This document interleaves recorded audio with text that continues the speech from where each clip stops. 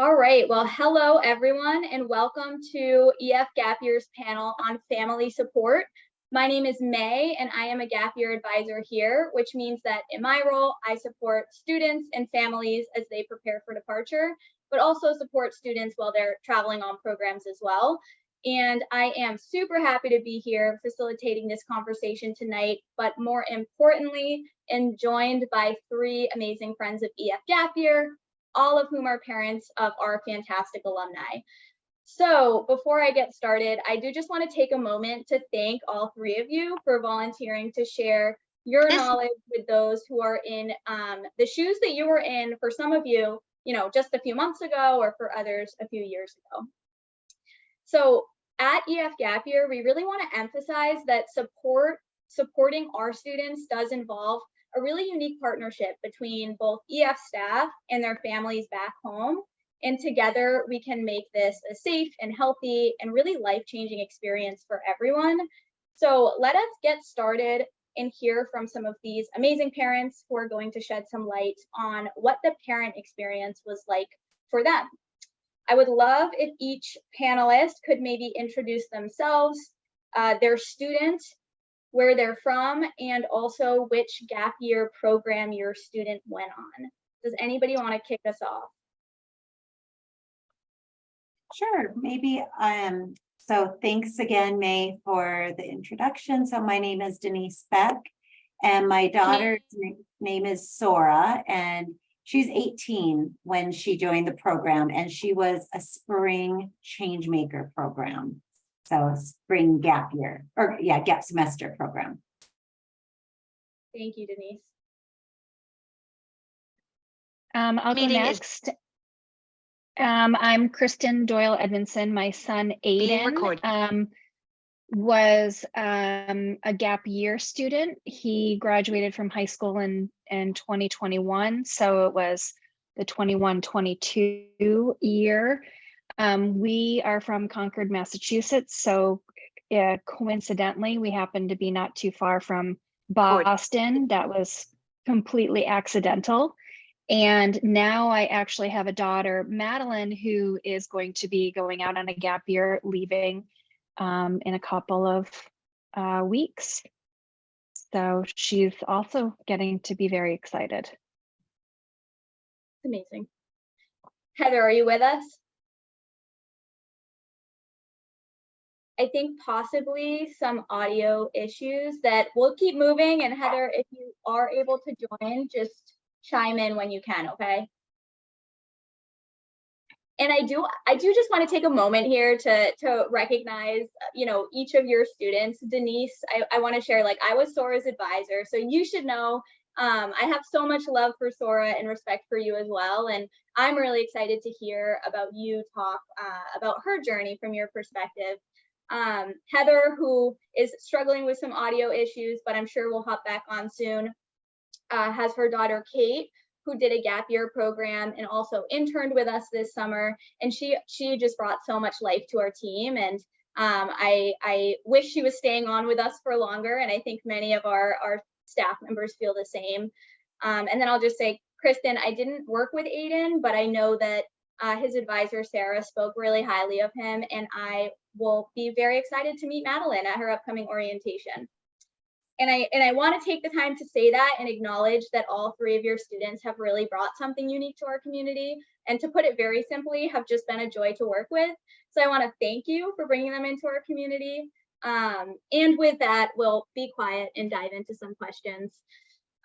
So I know that the decision to take a gap year or a gap semester, especially one that includes travel so far away from home, is really hard, especially I can only imagine for parents and guardians. Can you think back to when your student first enrolled and what made you initially trust that EF Gap Year was the right travel program for your student? Well, with us, it was a matter of my daughter. So we're from Colorado and right outside Boulder. And Sora had decided to graduate early. That was something she made a decision, I think it was maybe even her sophomore year. And as things were creeping up here, her senior year, or even before, I think it was maybe late her junior year, she was like, I'm going to graduate and then I'm going to go to Costa Rica and save baby turtles. I'm going to volunteer. And like, I was picturing her doing amazing work on a beach and then weekends just jetting off on a moped. And if any of you have spent time in Costa Rica, you know, be afraid. And safety was a big concern. And so, and she loves to just dive right in. So I just knew that could be kind of wild. So I started doing some research on some gap semester programs.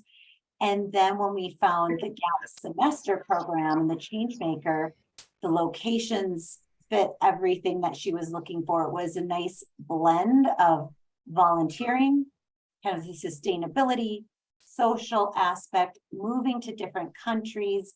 She's fluent in Spanish. And then just knowing that she was a program for adults, that gave me the peace of mind that there was that element of experience and safety.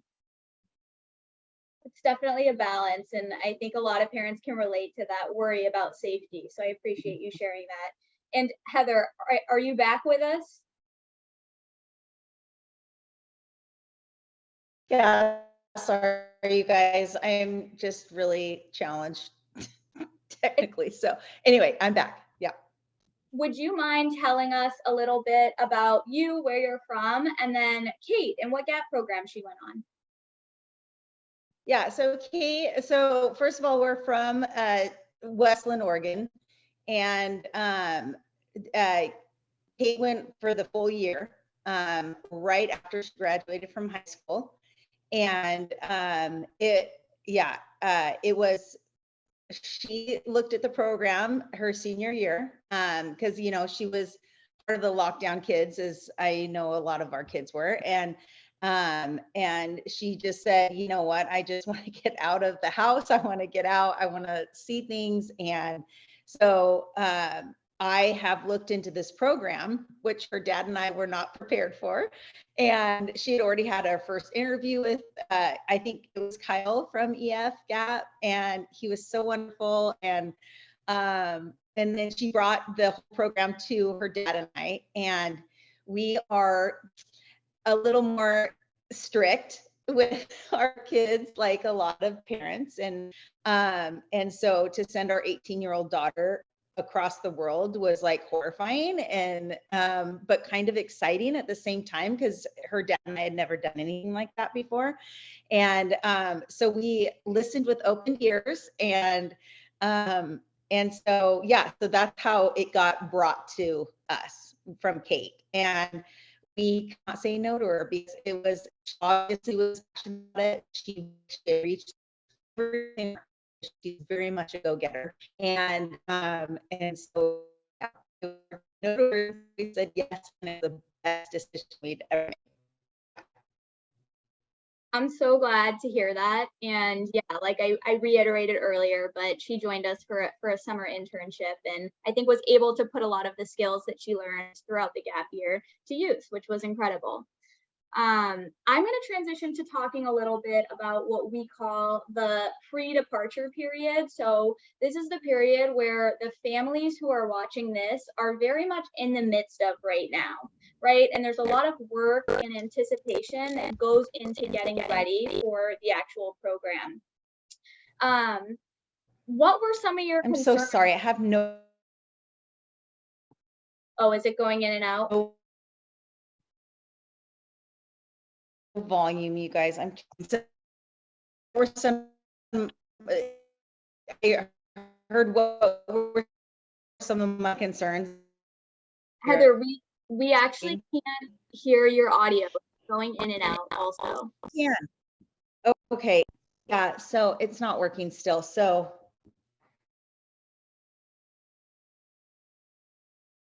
yeah, definitely try logging back in. Sometimes also, if you turn off your video, the audio may increase. That might be something you could try. okay, thanks. Of course. We'll let you troubleshoot a little. Now you're in, I think. Okay. Now. Sorry. Amazing. Yes, we can hear you clearly. So That Okay. sounds wonderful. But yes, I just want to transition to talking a little bit about the pre-departure time, which we all know can be nerve-wracking. And Heather, actually glad your audio chimed in, because I want to pick your brain in particular. I know that your family hadn't had a ton of experience with international travel prior. So I'm just curious, what were some of your concerns? And how did you approach the pre-departure period? Yeah. We we equipped Kate as best that we could, and just all being safe. Have your head on a swivel, not on your phone, those sort of things. And it was really important to her dad and I that she was in contact with us, so we knew that she was safe, so she didn't have to worry. We were worrying, that whole thing. And so we had a thing that it was called POL, proof of life. And so she would just take a picture of herself or something and send it, and and as far as packing and stuff, Kate is a researcher, so she was able to research like how you can fit 100 t-shirts in one little bag and stuff like that. And so that was, so luckily, I mean, I hate to say it, but I did, as a parent, as far as like the pre-departure, like she took it all on herself. But I was a little bit in her ear trying to make sure that the safety stuff was the biggest for me. So, but it's, once you release them, it's, you just say, be smart, best of luck, and then you just pray. And so, yeah. Yeah, I definitely hear that safety concern coming up a lot. And I'd be curious to open that question to Denise and Kristen. And also, if there was anything that EF did during that time that was useful for you, and maybe, you could encourage current parents to use those resources. So I think it's a little bit different for our family. So I have a boy and you both have girls. So that just that alone, I know that my son and daughter are completely different children. So I think that the pre-departure this time around is going to be much different than it was with Aiden. He didn't really want me so involved. I did help with like printing out the packing list and I would give it to him. He's also like a minimalist, so he wanted to bring even less than what was on the packing list, but it was fantastic because as he was going along, he figured out what he needed and he would buy things along the way. We just really reinforced like having some street smarts. So, carrying like his passport or having a money belt so it's closer to his body, educating him on, the risks of some major cities. You have to be mindful of pickpocketers, and in Europe, it is a thing. And I think also this time around, we're a little better prepared with Maddie than we were with Aiden. Like he had a debit card, but he did not have a credit card. And that was shame on us for not, and he lost his debit card at one point. He lost his wallet. So that was really a fiasco of trying to get him a new debit card. Luckily, I'm on the same banking account with him. So the bank was able to print another one out and I had to overnight it. So I'm going to be better prepared this time with Madeline.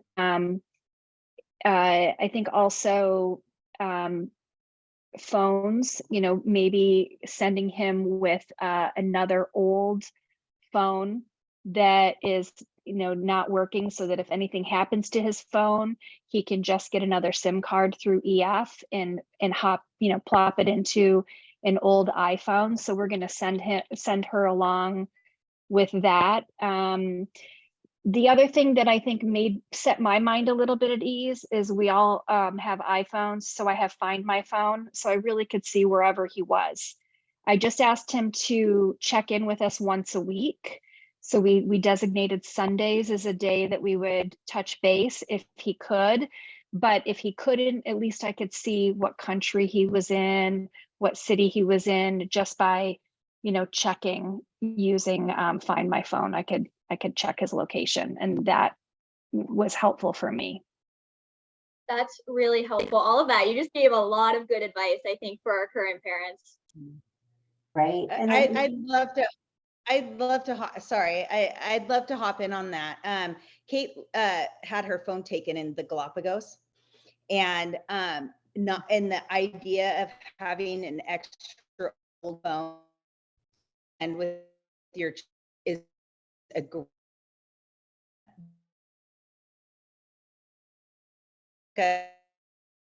The audio is going in and out a little bit, Heather.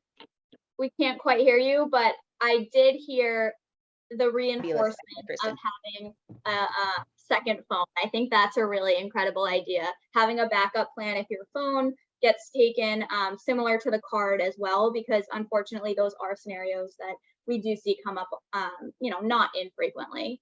And Denise, what were you about to say? Well, and it's, kind of following Kristen's lead there, part of it is knowing your child, and this is, they're going to be so independent. And as you're kicking things off, with your son saying, you printed the checklist and said, you take the lead. That's a way that, similar with Sora, where we said, okay, you have the packing list. Look there, pack minimally. That was a big one where we, for her prep. And then we had Life 360. So find my iPhone, Life 360. You just have this sense of peace of mind where you can pop in. And then Sora created an Instagram account because we said, friends and family want to see what you're doing. So that was another way to kind of, because it's a big deal and you want to kind of feel and sense it a little bit.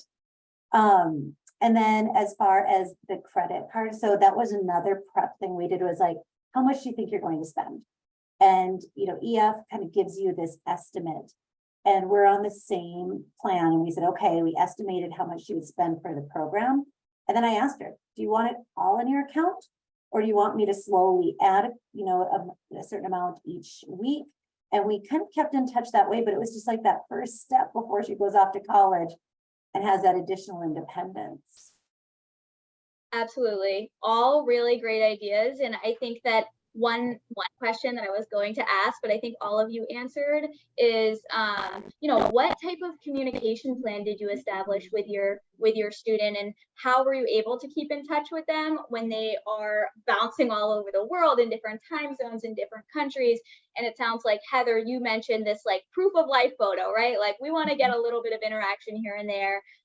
Kristen, you said weekly check-ins, whether that's on Sunday, you pick a day of the week. And Denise, I think an Instagram account is just like a fun way to sort of exchange what's happening on the ground. What are the students doing? We know students love Instagram. What a good way to sort of bring those two things together.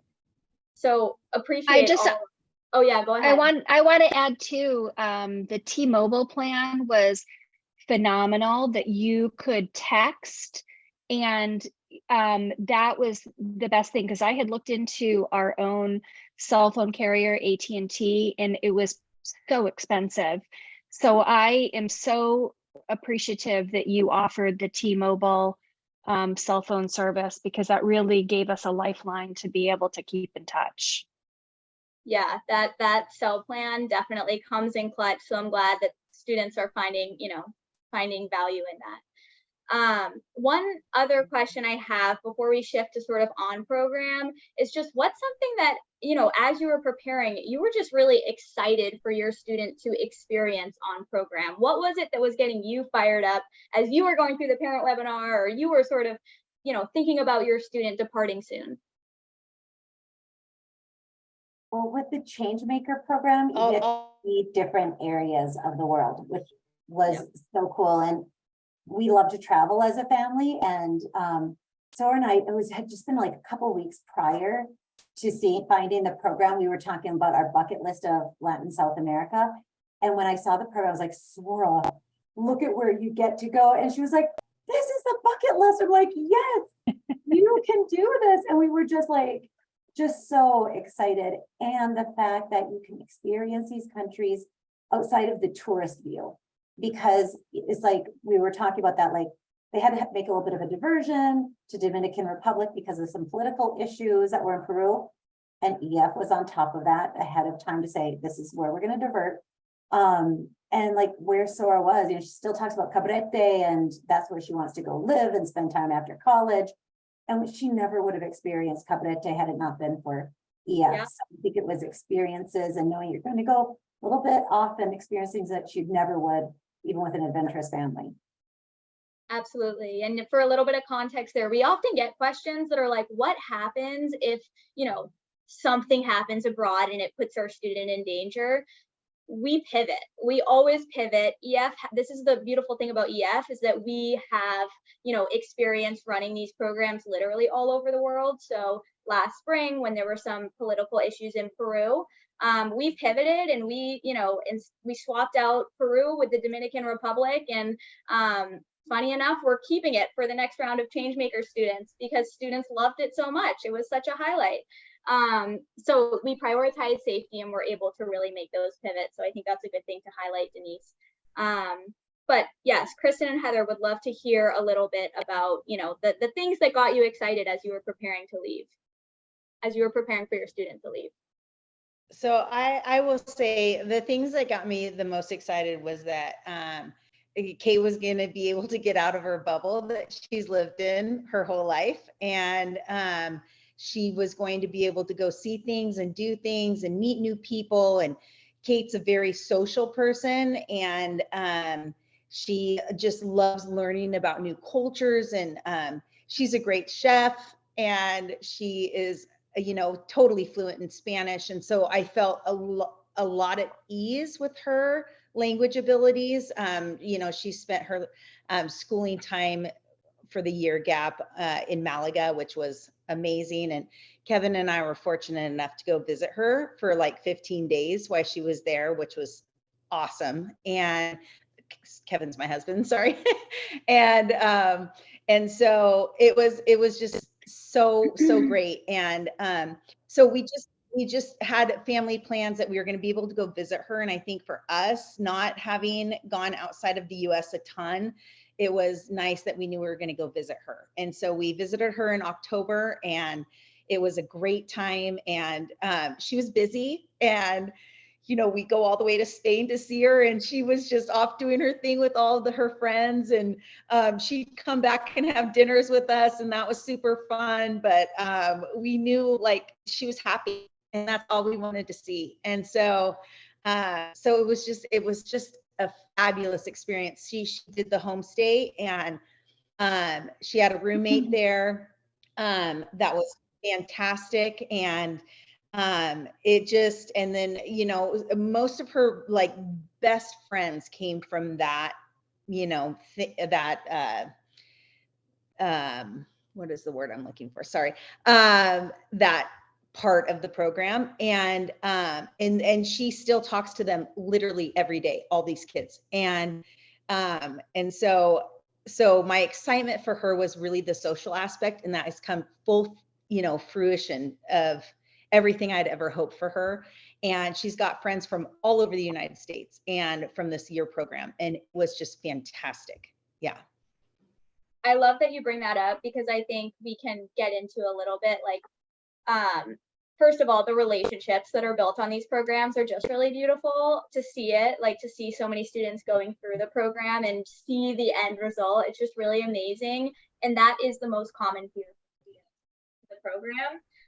So I love that you highlight that. And that's not to say that there aren't challenges, right? Navigating group dynamics for 18 to 22-year-olds, that is hard. Yeah. But I do love that you bring up sort of the end result of that. And Kristen, I'm curious to hear your answer, what you were excited about for your student. So we were definitely really excited for him to travel to some places that we hadn't necessarily traveled to as a family. We were excited for him to practice adulting, and also to really practice socialization post-COVID. Like, we were excited for him to take a break in between high school and college. And because I think sometimes kids are in such a rush to just get to the next phase of life, that it just for him to realize it's not going anywhere, and it's still going to be there when he's finished with his gap year. And it made him actually so much better prepared to transition into college. having taken this time. We were really excited for him to do his own laundry and to cook on his own and to commute and manage money. And, all of those things were fantastic. So, we were really just excited for his personal growth, and the anticipation of what we expected it to be, and then what really happened, it was better than we could have ever have anticipated. That makes me so happy to hear. And I say this to a lot of, parents and students who are nervous about some of those adulting skills. It's a really big step for students to be so independent. But I always say, you know what, this is the best opportunity for students to be away from home, to practice independence, to, develop self-advocacy, which is a skill I'll talk about shortly, away from like the academic pressures of school or from the rigors of a full-time job or whatever their next step looks like.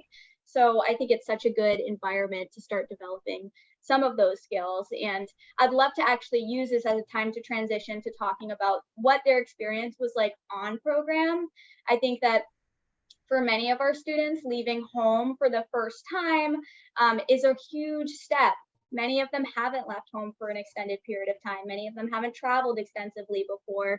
And I think that, for you all as parents, guardians, family members, taking that step back and trusting our team is a really big ask, but one that ultimately benefits your students and puts them in the hands of people who have the ability and the knowledge to really support them. We really want our gap year families to feel confident that we have your students back. And because of this, we're really transparent about our escalation procedure should a student need something when they're on program. So I actually just want to take this moment to remind those families who are watching of this information, and hopefully it can be reinforced to your student in times of need. So first and foremost, if a student needs immediate or urgent support, they should always turn to their EF staff on the ground. And that contact is going to look different based on what program they're on and what part of the program they're on. But it does include people like their tour director, their student life coordinator, their language school administrator, etc. In an emergency or an urgent situation, anything from losing a passport, or even like overcoming a persistent cough, right? Trying to get some medical assistance. Students should really reach out to these folks because they are experts in handling those situations in their particular city, country, language, etc. In addition to that, students do have access to a 24/7 hour EF emergency line. When they call, they will first get our answering service. If it's an emergency, they will be connected to a member of our EF emergency response team, who is very well equipped to assist with whatever's going on. And they really do support thousands of EF travelers across the world at any given time. So they'll support, they'll gather important information, and then, continue to follow up as needed until normal business hours. And then, of course, in the situations that are less time sensitive, maybe a little bit more personal, they should always turn to their advisor. So that's my role. Our team of advisors works, weekdays. So we work 9 a.m. to 5:30 p.m. Eastern time. Students have our contact information. They are always encouraged to schedule calls with us. Speaking from personal experience, we love speaking with students throughout their journey, and we do check in with them, throughout their program so they can anticipate active reach out, regardless of whether or not they're really wanting to talk to us. We always love talking to them. Okay, all of this to say, when students do contact their parents in distress or with concerns, it's really important that parents are redirecting them to raise their issue to the right resource. So that could either be, staff on the ground or an advisor. And I circle back to the point I was talking about earlier about, developing those life skills. I think this is a really key life skill that we really want to challenge our students to practice, which is self-advocacy. So with all of that said, I would love to open the floor, and maybe Denise, this would be an opportunity for you to chime in, but did your students struggle with anything on program? how did you maneuver that as a parent? Was it resolved? I'd love to hear. I know I worked with you and Sora a lot throughout her change maker journey. So I'd love to hear sort of your take on that. Yeah, thank you for that. And everything you say, just it's so accurate. And May, thank you, again, for the amazing support here. The team will hear the story where, Sora was so excited that independence, I think they had a cohort of about 18 students and it was great. Life was grand, independence, all of that stuff. And they were Costa Rica, Panama, and then got to Dominican Republic. And in the beginning, they had a nice level of independence with the previous countries, but at the beginning of Dominican Republic, not as safe, right? So a little bit more security. I think it was kind of the halfway point, probably homesick. She'd been hanging out with a smaller cohort of young women, and things were getting a little sticky, as sometimes happens. And she called me and was like, I need to come home. I am done, like sobbing. I am done with this, Mom. Please, can I come home? And I'm like, you never want someone to feel trapped. So I was like, okay, let's pause. Let's think about this. So heard her out, what was going on, what were some options. And then I just reminded her, it's like, so why did you do this program? What's ahead? And was trying to bring her out of that immediate, and when I say immediate, I've been going on for a little bit of time, right? What's ahead? And she's like, okay. And I was like, let's just try to get out of the capital and get to the next spot, and we'll see, see what happens. And I asked her, I'm like, have you talked with May? And she's like, I don't know if she had reached out to you yet, May. But then I was like, woo, sent an email off to me. I was like, SOS, this is what's happening. And so you and I had good conversations. And then May circled back with Sora to hear from her. And we were on the same page. And then, May, you'd come back to me and say, here's what I heard. And we were transparent with Sora. I told her, like, look, I'm talking with me as well. We want to make sure you're supported. So it was nothing behind her back, but she knew she had the support from EF, from, home as well.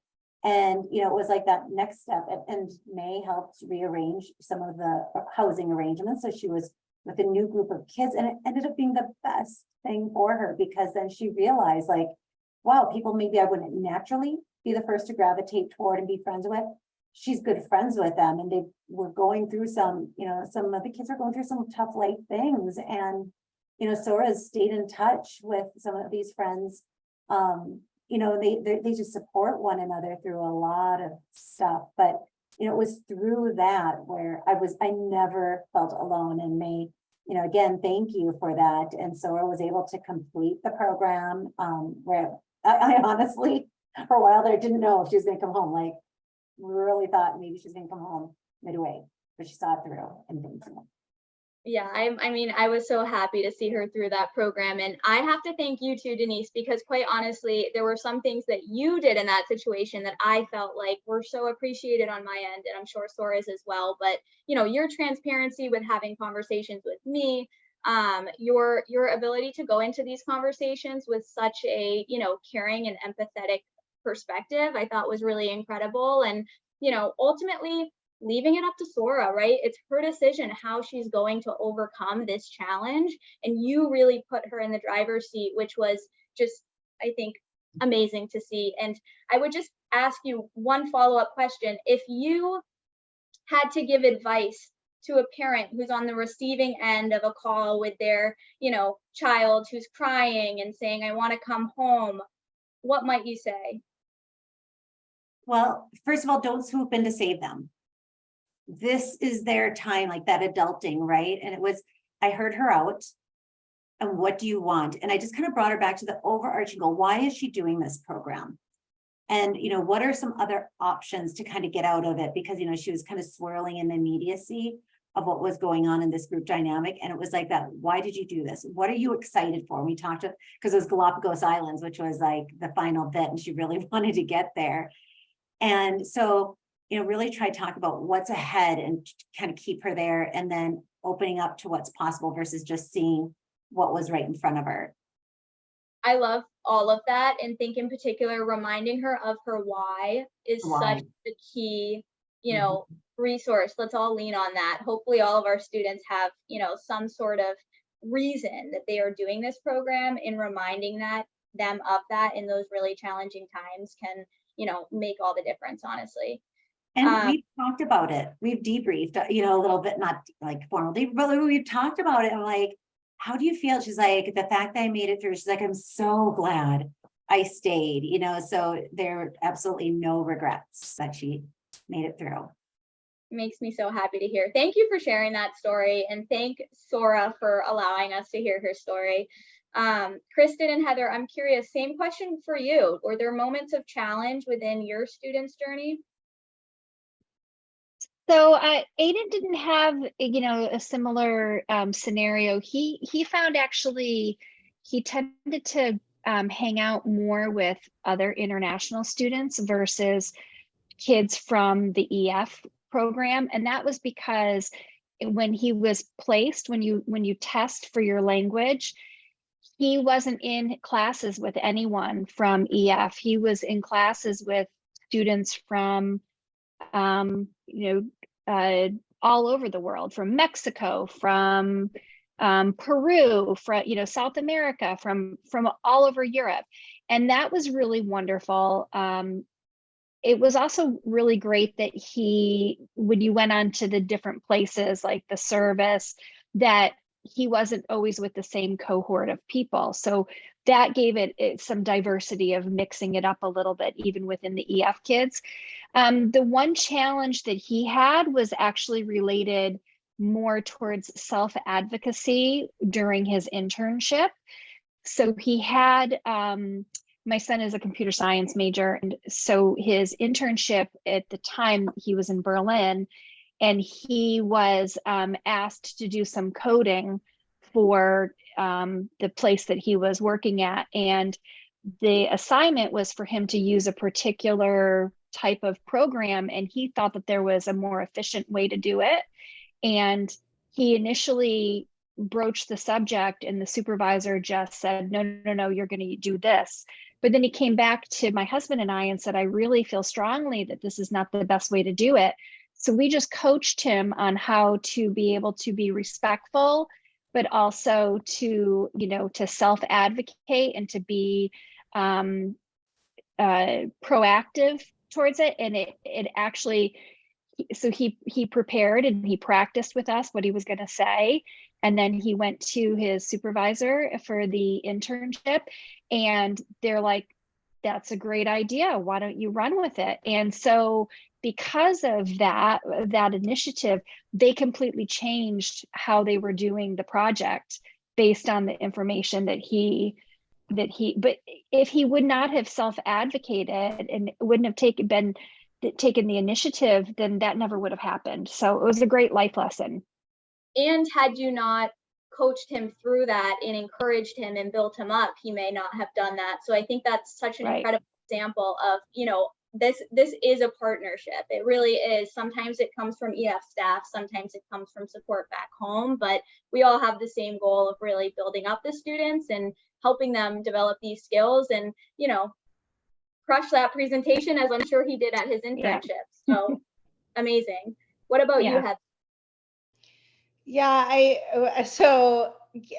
Kate, she's socially, she didn't really have any problems, which I was grateful for, because I know that can be a headache and difficult. And Kate's problems used to stem from the travel side of things, because we're just not, we're just not travelers, like, with trains, it's like trains, planes, and us, right? on the gap year. And so, her getting familiar with all of that. And of course, she goes to Boston, and then she goes, you know, on the 2-week for the year thing that she did. She goes on the 2-week to, like, you know, France, and that the introduction into the European lifestyle world. And then she, of course, missed her flight to Malaga. So then we get the panic call, and she is like, I missed my flight. I didn't wake up in time. And I'm like, Kate, you know, as a mom, you're just like, how could you do this? And you had one thing to do. And she, you know what, though, I actually called the emergency line of EF, and I was like, help her, help me, help her. And they're like, we've got it. And so it was so wonderful. They were so spectacular. And it actually ended up that she couldn't get on another flight. So she ended up taking the train. And because I think she was like, I don't know, Madrid or Barcelona or something at the time, but she needed to get to Malaga on the coast in Spain. And I think she was only like 3 hours later than everybody else that actually made the plane. So that was like, you know, a difficulty that we faced kind of right off the bat. And Kate learned really quick, you've got to know where you need to be, when you need to be there, and it will go smoothly if you follow those directions. So that was really actually a very positive thing to happen. I hate to say it at the beginning of the year-long trip, and because then she felt so confident. She was all by herself on the train, to be honest with you, and you know, I was not happy about it, but it was what it was. And it was perfect. She's like, oh, I wrote in my journal and I had so much fun, you know? And so I think all those situations that as parents or as students going, that seem like so drastic or so, oh my gosh, I can't believe this is happening. Actually, as I kind of saw it along the way of the route of the year, the paths that were taken, I feel like were so positive because it helped her learn how to deal with adversity. It helped her to learn how to fend for herself, to become an advocate for herself.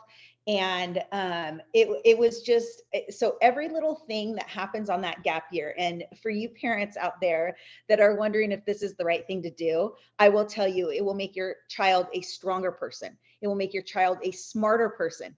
It will make your child a more capable adult going into college or the workforce or whatever they're going to do.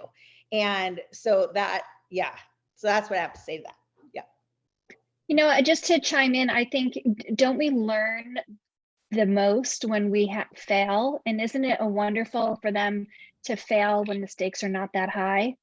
Like this is a great time and opportunity for them to practice that. Yeah, completely. And that's where even just like some of what had happened on the program, Sora's starting college in the fall, and she's going to have 3 roommates. There's 4 of them in one little room. And there's just going to be certain things there where she'll be like, okay, I remember what happened, be able to move through that. And as you're talking through all of those kind of the travel skills, the kids just grow in that confidence. And, you know, just this summer, we did have a trip where Sora went out to Greece with a friend's family at first. And there were some travel snafus, but then they had a layover. She was like, this is awesome. Let's go explore Zurich. Others don't want to. They stay in their hotel room. She's like, they're crazy. How can you not get out? So she was out there. She's like getting desserts, and she FaceTimed me. She's like, this is the best thing that we have a layover. And then there were other travel snafus, but she was just like, don't worry, you guys take your flight. I'll take the ferry. And I'm like, oh my God, but her confidence through all of that. And then we ended up going out to meet her in Athens, and we got to, she's like, can I check in early? So she found her way to the hotel, checked in early. We get there, she had orange juice, bread, cheese. We're like, my mom was like, is this the same Sora? Well, we're like, how did you know? She's like, oh, I just found a market. You just find a market and bring food in. And you're like, true, but how many 18-year-olds have the confidence to do that? And I really think this program gives them that. Mm-hmm. I love so many of the things that you all said. I just had chills for like 3 minutes while all of you were speaking. I feel like that's the ideas I could, you know, highlight this idea that, like, you know, failing where there's a safe place to fail. You know, I love that the growth that comes from missing that first flight. I think that's, you know, a funny story looking back, but I'm sure not funny at all at the time. All of those. So thankful for sharing that. And we talked a lot about the struggles, right? The challenges that are there, but in reality, the majority of calls that I get are the happy ones, right? Like the excited ones. I would love to transition to talking a little bit about, and I think some of you already touched on this, but what was a highlight for you as a parent while having a child on an EF gap program? So I think the biggest thing for us, we noticed it right away when he was home for Christmas over that break, where usually, you know, he was upstairs in his bedroom and he played video games, or, you know, the socialization during COVID was online with his friends. And he came home and he was sitting in the living room with us and asking my husband and I, do you want to watch a movie tonight? Or what are we going to do? Like, and I remember like Aiden went upstairs and my husband and I turned to each other.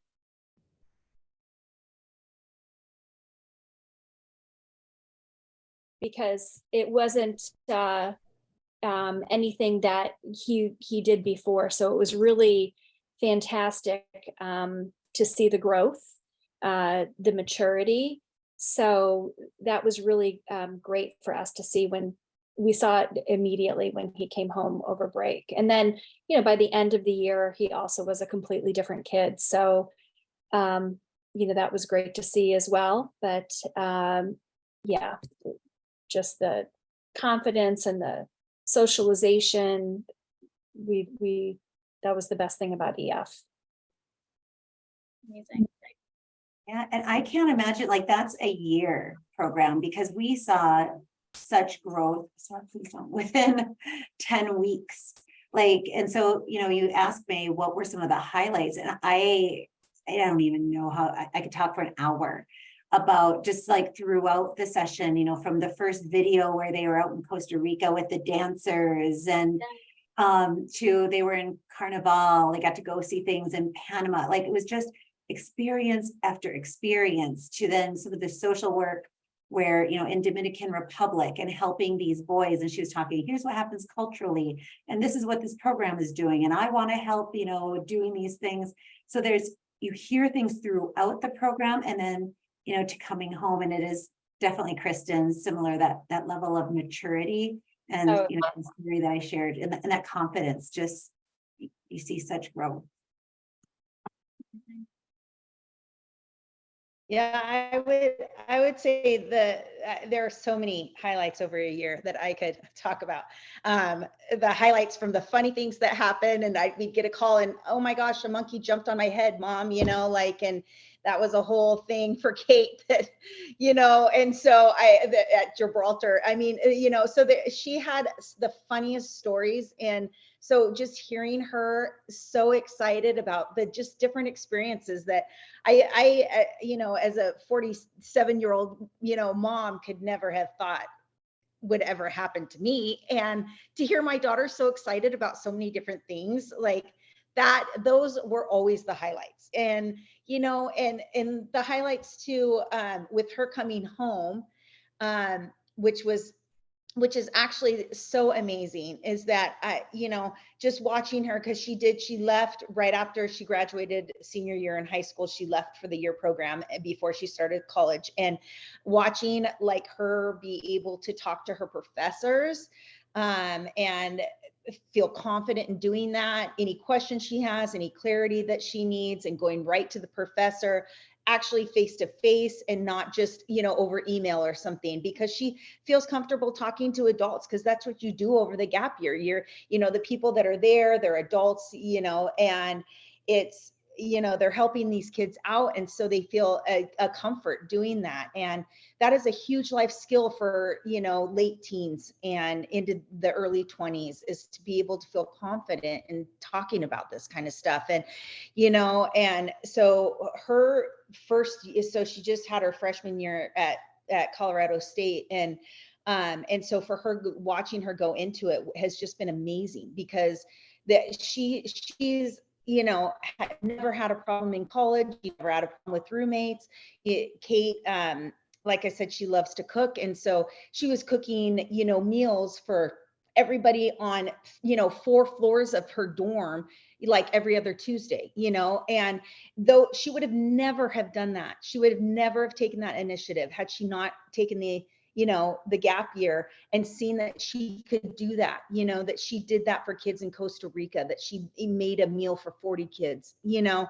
And so there's all these life experiences that you gain over this program that you just can't compare it to anything. You have to go and see. Yeah.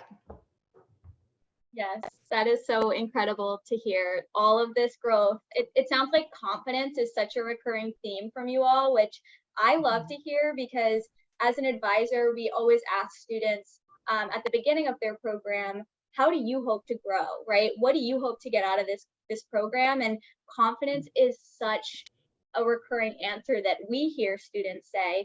So it, you know, only reinforces that this is what the program does. It really, really builds students up and gives them the confidence to go on to whatever next step in their journey is. And I have about 2 more questions. I know I don't want to keep us on for too long, but one in particular for you, Kristen.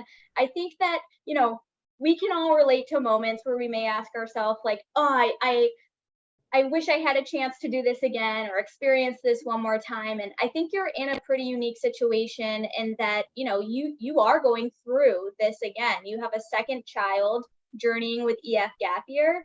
So I'm really curious, you know, having been through this once before, how are you approaching your support for Maddie this time around? And are you doing anything differently? What worked well? What are you hoping to continue? Talk to us a little bit about that.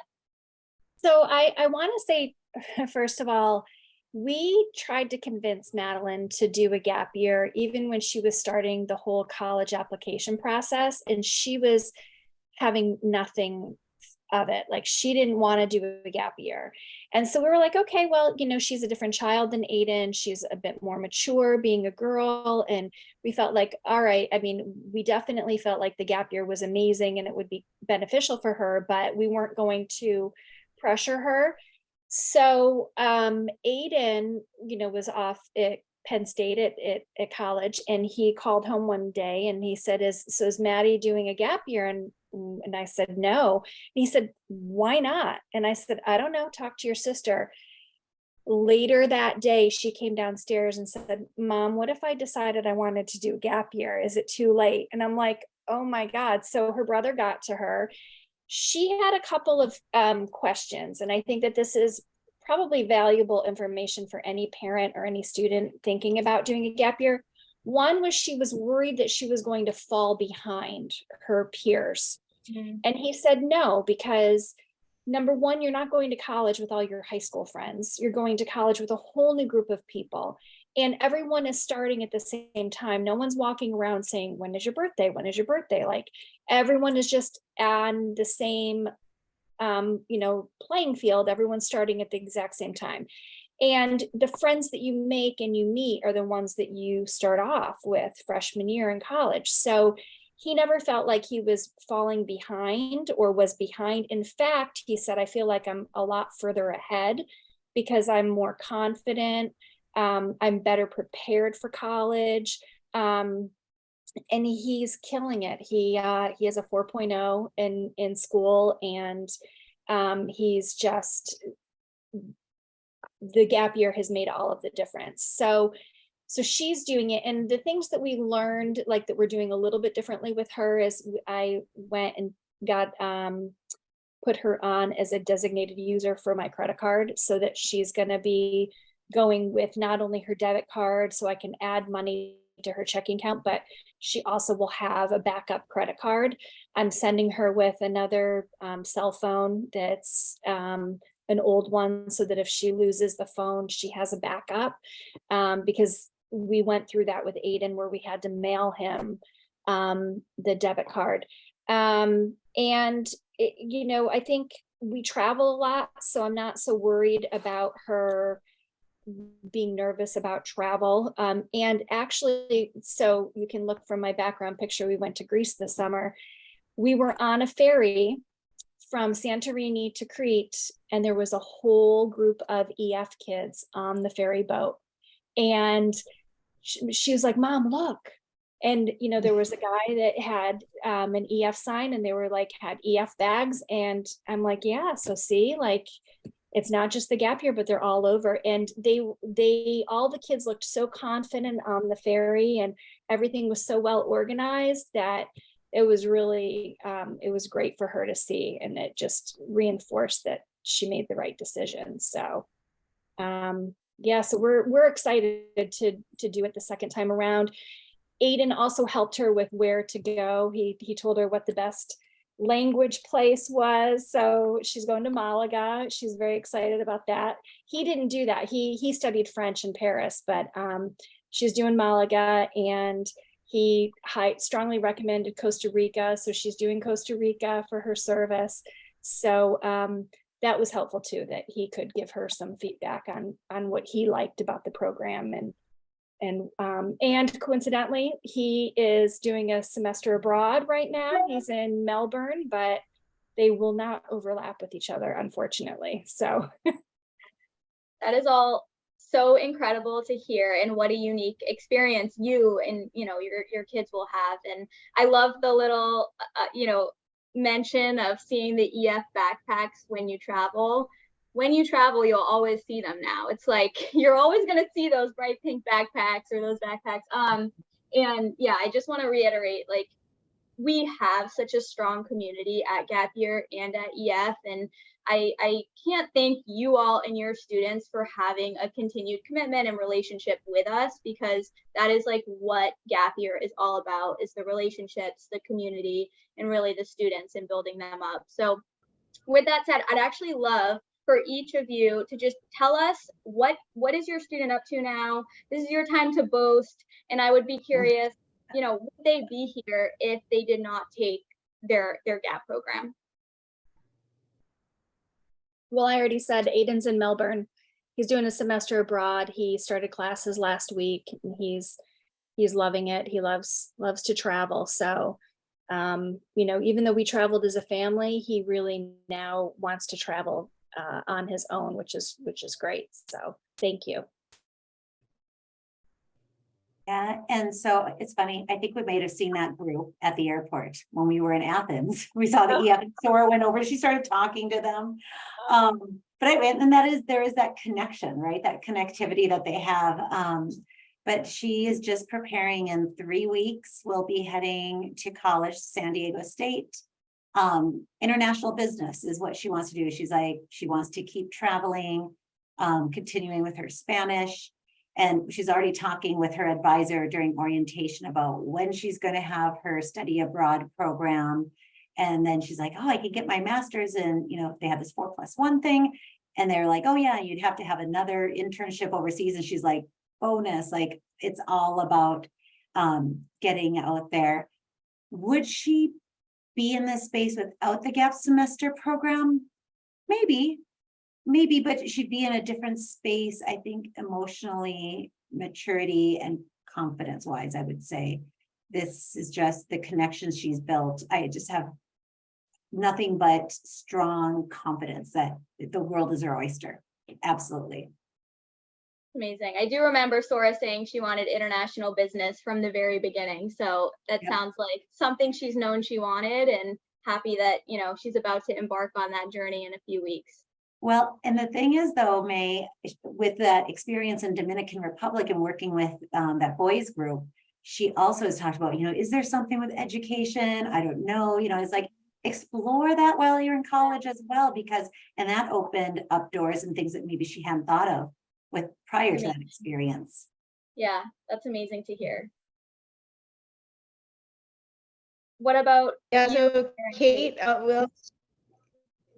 Yeah, so Kate was lucky and blessed enough to get one of the internships with you guys this summer, and she has loved every minute. I believe tomorrow is her last day, and she has shed some tears. She just loved it. It was just such an amazing experience for her. She is going to Boston in September to welcome the new people for the program, and she cannot wait to go. She, so Kate did do the internship this summer, and you guys, if you can have your kids do it, it was just amazing. So she grew a lot. I felt like in Dublin for her work time, the last part of her trip for the year, she grew a lot because she was working in an office and 9 to 5, and she was like, wow, this is like a lot. I was like, welcome to the world. And then with this internship, boy, she has taken it so seriously. I mean, she just because she loves the program and she knows how important it is to be prepared, to know what's going on, and listening to every once in a while I eavesdrop on some of her conversations as she's working in our office, and even listening to her talk to the future students that are going to be arriving and stuff. I mean, it has been the most amazing experience for her. She is going to go back to Colorado State this next semester, and then the second semester she is going to Barcelona. And I think at this point she's a triple major and a double minor. I don't know what she's doing, but it all has to, it's all centered around international Spanish, international tourism is renewable tourism is what she's, really excited about. And, she has all of these great plans, and her dad and I just back and look at me because you cut out there at the very end, but I think we got the bulk of it. And yes, Kate will be very missed after tomorrow. So we are sad to see her go. Well, and there's one other thing, May. The other day I was listening to a podcast and it was about regret, right? And this guy was talking about, when people look at regrets, it's not what they did, but it's what they didn't do. And in his research, he said the number one thing that came up was people regretting that they didn't spend time overseas, whether study abroad program or, an experience like this. So I just found that so relevant. So if there's any parents here going, should I, shouldn't I think it's the greatest gift that you can help your child with, to have this type of experience, because, I think a theme that we've heard here across is what it's done is like opened up the world for our kids. And even whether they had experienced it or hadn't, it's continued that growth. So I feel like this is a no regrets move. Yes, no regrets. Yeah. And I also think it's really wonderful for our kids to experience other kids from other cultures, because you become a world citizen and you realize people are really not that different. Everybody has the same ambitions and goals in life, and everyone just wants to be happy and, successful in their own endeavors. And Aiden really met so many international kids and kids from across the country that he is keeping in touch with, which is really great. So amazing to hear. I love this conversation and I don't want to end it. So I am going to ask one more quick question. If you had to give these parents who are watching, their students are about to depart in September, a piece of advice, what would that be? I'll start. I know exactly what my advice would be. My advice would be to, as much as you can financially afford, let them do the weekend excursions. Let them go travel outside of even EF. We told Kate when she did this trip, we were very blessed in that we said, if you're going to go and you're going to go do this, go and experience everything you possibly can. And so there were kids that would, on the weekends, they'd sit in their rooms, they do, then that's fine. That's them, But for Kate, she was like, really do all this extra stuff? And she took advantage of it. So, but it was the best thing ever, because some of her most memorable things were actually with the kids that she had met on her trip on the gap year. And they just went out as these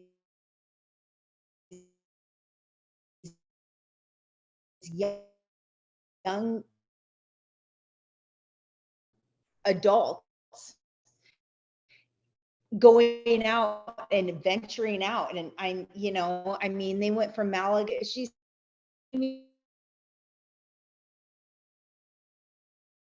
with We're losing you a little bit, Heather.